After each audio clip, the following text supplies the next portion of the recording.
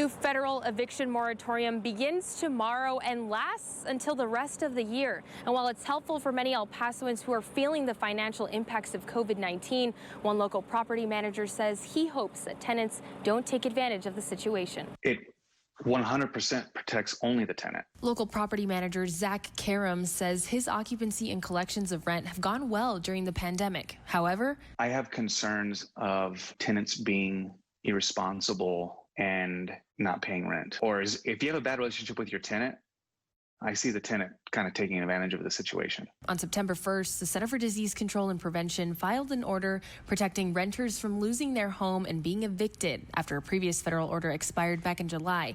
In order to be protected, tenants must prove several things in order to be covered. You have to show that you did everything you could to pay your rent. 2, you have to apply for the federal assistance. And so the Paso del Norte organization actually has assistance. And then finally, you have to be able to show that you would be homeless but for that assistance.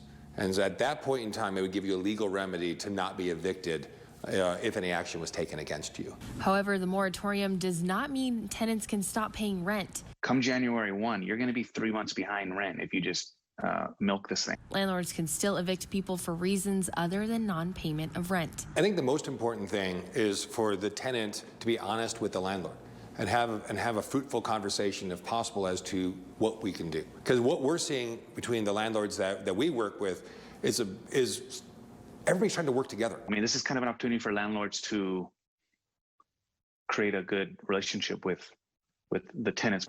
For more information on how you can apply for financial assistance, just head over to our website, kva8.com. Brianna Chavez, ABC7. The city of El Paso says it's deployed more than $11.5 million in the last 2 months for rental assistance.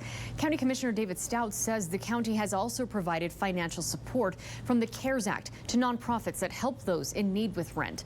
But Stout says the CARES Act will be depleted at some point, and this moratorium doesn't help landlords who can also see a financial strain.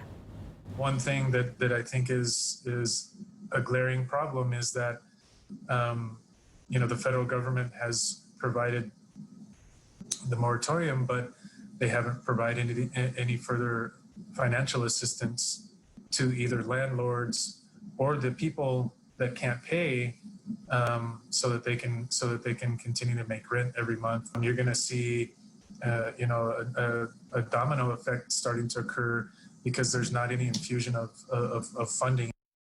The city, along with the Paso del Norte Community Foundation, has also dispersed more than $1.3 million to landlords across El Paso.